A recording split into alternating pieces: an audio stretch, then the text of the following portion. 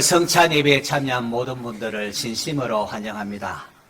성찬식에 참여한다는 것이 얼마나 복된 일이지요. 성찬에 참여한다는 것은 우리의 죄가 다 용서함 받았다는 선포고 사탄의 권세로부터 해방을 선언하는 위대한 사건이기도 합니다. 자신이 죄인임을 깨달은 사람에게 예수 그리스도의 속죄를 기억하고 기념하는 것보다 더 큰 기쁨은 없습니다. 예수님께서 이 땅에 공생애를 사시면서 많은 이적을 베푸셨습니다. 가나 혼인잔치에 물을 포도주가 되기도 하셨고 풍랑이는 바다를 걸어가는 이적과 풍랑을 잠잠케 하는 이적도 보이셨습니다. 오병이어 이 어린아이의 도시락 가지고 5,000명이 넘는 많은 사람을 배불리 먹이시기도 하셨고 또 예수님께서 귀신 들린 자의 귀신을 쫓아내 주셨고 38년 된 병자, 중풍병자, 혈류증 여인을 치유해 주셨습니다.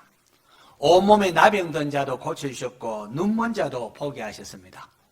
심지어는 죽은 나사로를 다시 살리셨고 회당장 야이로의 죽은 딸과 나인성 과부의 죽은 독자도 살리셨습니다.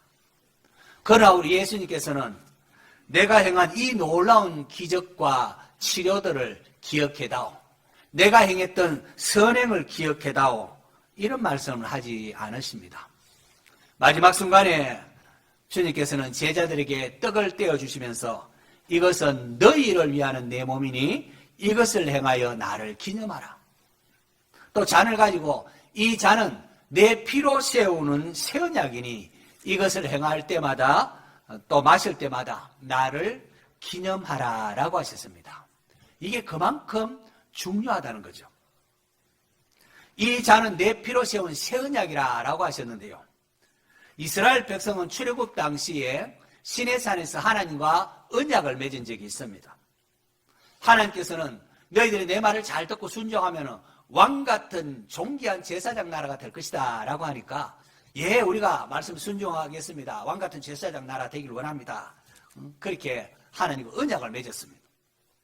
하지만 이스라엘 백성들은 하나님의 약속에 신실치를 못했습니다. 그들은 하나님 말씀에 불순종했고 하나님이 아닌 우상을 섬기기도 했습니다. 이로 인하여 북이스라엘은 BC 721년에 아수르에게 멸망당하고 남유다 역시 BC 586년에 바벨론에 의하여 멸망당하고 말았습니다. 나라가 망하고 백성들은 많이 죽고 다치고 뿔뿔이 흩어졌습니다. 포로로 끌려갔습니다. 그야말로 절망이었습니다. 희망이라고는 찾아보기 어려웠습니다. 이렇듯 절망에 처한 이스라엘 백성들에게 하나님께서는 예레미야 선지자를 통하여 장차 새 언약을 맺을 것이라 라고 하셨습니다. 예레미야서 31장에 나오는 말씀입니다. 여호와의 말씀이니라. 보라 날이 이르리니 내가 이스라엘 집과 유다 집에 새 언약을 맺으리라. 이 언약은 내가 그들의 조상들의 손을 잡고 애굽 땅에서 인도하여 내던 날에 맺은 것과 같이 아니할 것은 내가 그들의 남편이 되었어도 그들이 내 언약을 깨뜨렸습니다. 여호와의 말씀이니라. 그러나 그날 후에 내가 이스라엘 집과 맺은 언약은 이러하니 곧 내가 나의 법을 그들의 속에 두며 그들의 마음에 기록하여 나는 그들의 하나님이 되고 그들은 내 백성이 될 것이라 라고 하셨습니다. 예수님께서 말씀하신 새 언약은 바로 이것을 가리키는 것이었습니다. 아담으로부터 지금까지 이스라엘 백성들은 하나님의 언약에 신실하지를 못했습니다. 이로 인하여 멸망에 처할 수밖에 없었는데 하나님께서는 이러한 이스라엘을 버리지 아니하시고 예레미야를 통하여 앞으로 새 언약을 맺을 것이다. 그 새 언약을 통하여 내가 너희들의 하나님이 되고 너희들은 내 백성이 될 것이다 라고 하셨습니다. 새 언약은 출애굽 당시 시내산에서 맺은 옛 언약과는 다르다고 했습니다.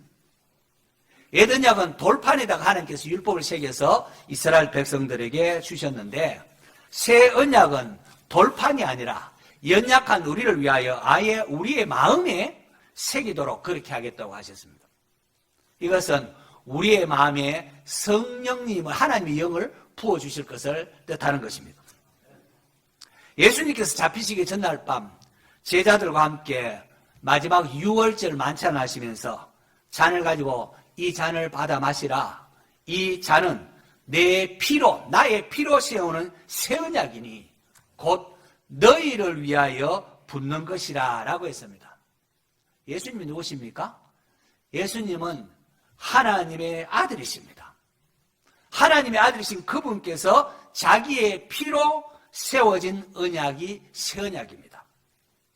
지금껏 이스라엘 백성들 죄를 지을 때마다 양이나 염소를 자기 죄를 대신하여 짐승을 잡아 죽여서 그 피를 가지고 성소에 들어갔습니다. 성소에 나아갔습니다. 그러나 새 언약은 더 이상 짐승의 피가 아니라 하나님의 아들이신 예수 그리스도의 피로 나아가게 된다는 겁니다. 그래서 히브리서 보면은 염소와 송아지의 피로 아니하고 오직 자기의 피로 영원한 속죄를 이루사 단번에 성소에 들어가셨느니라 라고 말씀하는 겁니다. 여러분, 구약의 모든 제사는 궁극적으로는 예수 그리스도의 죽음을 예표하는 것이었습니다. 하나님께서 우리 죄를 대신하여 자기 독생자를 내어주시는 어마어마한 사랑이 그 제사 제도 안에 담겨 있었던 겁니다. 오늘 여러분이 받게 될 이 떡과 잔은 예수님께서 십자가에서 찢기신 몸과 흘리신 피를 기념하는 겁니다. 주님의 찢어진 몸과 흘리신 피, 그것으로 인하여 우리가 죄사함을 받고 우리가 영생을 얻고 구원받아 하나님의 백성이 된 것입니다. 할렐루야. 십자가 지시기 전날 밤 예수님께서 떡과 잔을 가지시고 제자들에게 주시면서 이것을 행하여 나를 기념하라 하셨습니다. 가슴 떨리는 주님의 사랑이 담긴 예식이 성찬식입니다. 모든 사람이 죄를 범하였음에 하나님의 영광이 이르지 못했습니다. 모든 사람, 한 사람도 예외가 없습니다. 그리고 이 죄에 대한 하나님의 심판은 영원한 죽음이었습니다. 하나님의 진노 아래에서 모든 인간은 영원한 죽음에 처하게 된 것입니다. 그런데 이러한 우리에게 하나님께서 구원의 손길을 펼쳐 주셨습니다. 예수님은 죄라고는 전혀 짓지 아니하는, 죄를 알지도 못하시는 분이십니다. 그래서 하나님이 죄를 알지도 못하신 일을 우리를 대신하여 죄로 삼으셨다. 성경 그렇게 말합니다. 예수님은 얼마든지 십자가 죽음을 피할 수 있었습니다. 12군단 더 되는 천군 천사를 그냥 보내어서 자기를 잡아온 군병들을 물리칠 수가 있었습니다. 하지만 주님은 그렇게 하지 아니하시고 하나님 아버지의 뜻에 온전히 복종하셨습니다. 욕을 당하되 맞대어 욕하지 아니하시고 고난을 당하시되 위협하지 아니하시고 오직 공의로 심판하시는 하나님께 성부 하나님께 내 영혼을 부탁하나이다 부탁하셨습니다. 왜요? 우리를 사랑하셨기 때문입니다. 성경은 나를 사랑하사 나를 위하여 자기 자신을 버리신 하나님의 아들 그렇게 말합니다. 또 계시록에도 보면 우리를 사랑하사 그의 피로 우리 죄에서 우리를 해방하시고 라고 했습니다. 예수님은 떡과 잔을 주시면서 받아 먹어라, 받아 마셔라. 그러면서 나를 기념하라, 나를 기념하라. 2번이나 나를 기념하라고 명령을 하셨습니다. 왜요? 바로 이것이야말로 하나님의 사랑이 우리에게 가장 분명하게 나타나는 사건이기 때문에 그렇습니다. 성도 여러분, 성찬식은 예수 그리스도의 사랑을 기억하며 기념하는 예식입니다. 나를 위하여 피 흘리신 주님을 기억하고 독생자까지 내어주신 하나님의 사랑에 감사하시기를 바랍니다. 하나님께서 당시에 대제사장들, 서기관들, 또 그리고 빌라도와 로마 군병들을 사용하셨지만은 우리의 죄가 예수 그리스도를 십자가에 못 박게 한 것입니다. 채찍을 맞아야 할 사람은 우리들이었습니다. 그러나 하나님께서 우리의 죄악을 예수 그리스도께 옮기셨습니다. 그 결과 예수님께서 우리가 맞아야 할 채찍을 대신 맞으셨고, 그래서 우리가 나음을 얻게 된 것입니다. 이사야 선지자가 예언하지 않았습니까? 그가 찔림은 우리의 허물 때문이요, 그가 상함은 우리의 죄악 때문이라. 그가 징계를 받음으로 우리는 평화를 누리고 그가 채찍에 맞음으로 우리가 나음을 받았도다. 우리는 다 양 같아서 그릇 행하여 각기 제 길로 갔거늘 여호와께서는 우리 모두의 죄악을 그에게, 하나님이 어린 양으로 오신 예수 그리스도에게, 하나님 독생자 예수 그리스도에게 담당시키셨도다라고 했습니다. 저주를 받아야 할 사람은 우리인데 예수님께서 우리를 위하여 대신 저주를 받으셨습니다. 그래서 바울이 그리스도께서 우리를 위하여 저주를 받은 바 되사 율법의 저주에서 우리를 속량하셨으니라고 했습니다. 친히 나무에 달려 그 몸으로 우리의 죄를 담당하셨다고 또 베드로도 외쳤습니다. 하나님은 왜 죄를 알지도 못하시는 예수님을 십자가에 내어주셨습니까? 갈라디아서 보면 이는 그리스도 예수 안에서 아브라함의 복이 이방인에게 미치게 하고 또 우리로 하여금 믿음으로 말미암아 성령의 약속을 받게 하려 함이라고 했습니다. 인류가 모두 멸망할 수밖에 없는데, 죄에 있을 수밖에 없습니다. 하나님이 아브라함을 택하시고 그를 통하여 만민에게 복을 전파되게 하시지 않습니까? 그리스도께서 우리에게 저주 받으신 결과 우리에게 아브라함의 복이 임하게 된 것입니다. 아브라함의 복이 무엇입니까? 죄인이 하나님 앞에 죄 용서함 받고 의로함 받게 되고, 그래서 하나님의 백성이 되고, 그리고 가나안 땅이 상징하는 천국에 들어가는 천국 백성이 된 것입니다. 하나님의 백성이 되고 하나님 나라에 들어가게 된 겁니다. 여러분, 성찬에 참여할 때에 주님은 친히 영으로 우리에게 오십니다. 여러분, 성찬은 그냥 우리만의 상징만이 아니라 영으로 우리와 함께 하십니다. 그래서 성찬에 참여하는 영이신 주님이 함께 하시기 때문에 성찬이 은혜의 예식입니다. 성찬식에 우리 각자가 손을 내밀어서 그리스도의 몸과 피를 기념하는 떡과 잔을 받아서 입에 넣습니다.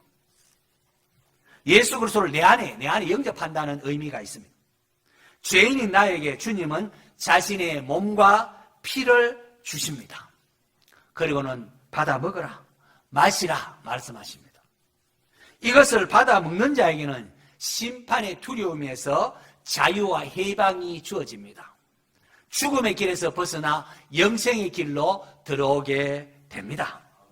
얼마나 그러니까 행복하고 복된 예식입니까?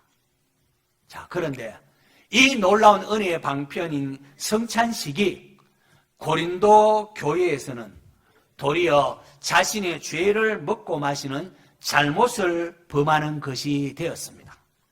그래서 사도 바울이 고린도 교회 교인들을 책망하는 내용이 오늘 본문 바로 앞에서부터 오늘 본문에 나와 있습니다.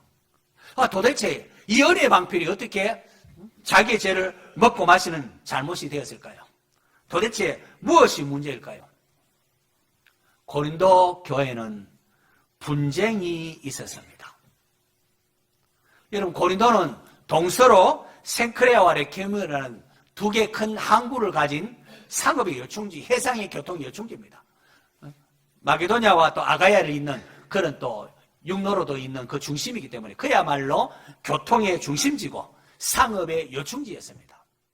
그리고 거기 신전이 많았는데, 그리고 아프로디테, 로마로 가면 비너스, 이 아프로디테 신전에는 약 한 1000명가량의 신전 창기들이 혼음을 하는 그야말로 음란한 도시였습니다. 바울 당시 고린도 인구가 자유민이 한 20만 명, 그리고 노예가 40만 명, 또 학자에 따라서 한 45만 명 이렇게 많습니다. 그 정도로 추정됩니다. 초대교회는 성만찬이라고 해서 성찬식이 식사와 함께 진행이 되었습니다. 각자가 음식을 가지고 와서 교회에 이렇게 모여서 식사 교제를 하고는 마지막에 떡과 잔을 나누어서 주님의 몸과 피를 기념하는 성찬식을 했습니다. 그런데 교인 중에 자유인이고 부자들은 맛있는 음식을 가지고 와서 일찍 와서 그래서 포도주도 먹고 음식을 먹고 이렇게 잔뜩 먹고는 성찬에 참여하는데요. 반면에 노예 출신의 가난한 교인들, 이들은 막 부둣가 항구에서 막 이렇게 일하다가 또 주인의 눈치를 봐야 되지 않습니까? 눈치를 보고 그렇게 시간을 맞춰서 허겁지겁 이렇게 참석해 이제 성찬에 참여하는데요. 참석해버리고 음식은 다 먹고 없고 배가 고픈 그 상태 속에서 성찬에 참여하다 보니까 불만이 있었습니다. 이로 인하여 교회 내에 부자와 가난한 자 간에 파당이 형성되었습니다. 자, 이것은 예수 그리스도께서 제정하신 성찬식을 욕되게 하는 것이었습니다. 성찬은 우리가 예수님 안에서 하나됨을 의미하는 것이기도 합니다. 부자든 가난한 자든 자유인이든 노예인이든 유대인이든 헬라인이든 남자든 여자든 우리 예수님 안에서 하나라는 의미가 또한 담겨져 있지 않습니까? 그래서 원래 성찬에 그 한 개의 떡덩이 가지고 이렇게 나누도록 했습니다. 이것은 예수님 안에서 우리가 하나이기 때문에 그렇습니다. 그렇기 때문에 성찬식을 행할 때에 우리 모두는 하나됨을 잊지 말아야 됩니다. 약자에 대하여 배려를 하고 또한 그러한 사랑이 나타나야 됩니다. 그런데 고린도 교회에서는 부자들은 일찍 와서 포도주와 음식을 잔뜩 먹고는 심지어 얼굴이 불그레하게 이제 포도주에 취해가지고 성찬에 참여하는가 하면은 가난한 자들은 와서 배가 고픈 그 가운데에 그렇게 성찬에 참여함으로 교회 교인들 간에 위화감이 조성됐다는 겁니다. 자, 이로 인하여 은혜 방편인 성찬식인데 그 성찬식이 교인들에게는 자기의 죄를 먹고 마시는 것이 되고 이로 인하여 보니까 교인들 가운데에 약한 자와 병든 자가 많고 심지어 잠자는 자, 이 죽은 자를 이렇게 표현합니다. 심지어 죽은 자도 적지 않다라고 합니다. 여러분 놀랍지 않습니까? 이 은혜의 방편인데요. 어떻게 이런 일이 있단 말입니다. 약한 자, 병든 자, 심지어 죽은 자도 적지 않다고 했습니다. 주의할 것은 여러분, 이것은 죄값을 치르는 것이 아닙니다. 죄값은 예수님이 다 죄값 치러주셨고 이것은 택한 백성을 향한 하나님의 사랑의 징계입니다. 사랑의 징계. 이렇게 징계를, 여러분, 택한 백성들에게는 하나님의 징계가 있습니다. 사랑하기 때문에. 또 의를 위하여 핍박받을 때는 상을 주기 위한 것이기도 하고 또 잘못할 때는 하나님의 징계가 있습니다. 안 믿는 사람은 그냥 버려두시기도 하시지만은 택한 백성의 징계가 있습니다.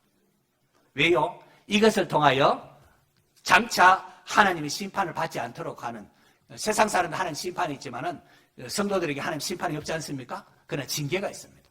사랑의 징계입니다. 자, 그래서 바울이 감사와 기쁨이 되어야 될 이 성찬식이 오히려 자기의 죄를 먹고 마시는 것이 되었다고 강하게 책망하고 있는 내용이 11장에 나와 있는 겁니다. 그래서 바울은 33절 이하에 보면은 그런즉 내 형제들아 먹으러 모일 때에 서로 기다리라. 가난한 사람들 와서 같이 밥 먹을 수 있도록 그렇게 하라는 거예요. 만일 누구든지 시장하거든 집에서 좀 먹고 오라는 거죠. 이는 너희의 모임이 판단받는 모임이 되지 않게 하려 함이라고 했습니다.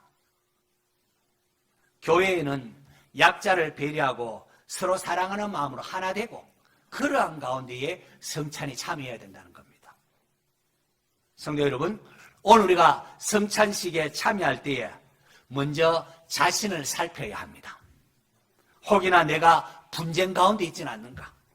다른 지체를 아프게 하거나 힘들게 하지는 않았는가? 또 내가 또 부자를 보고 시기하거나 험담하지는 않았는가?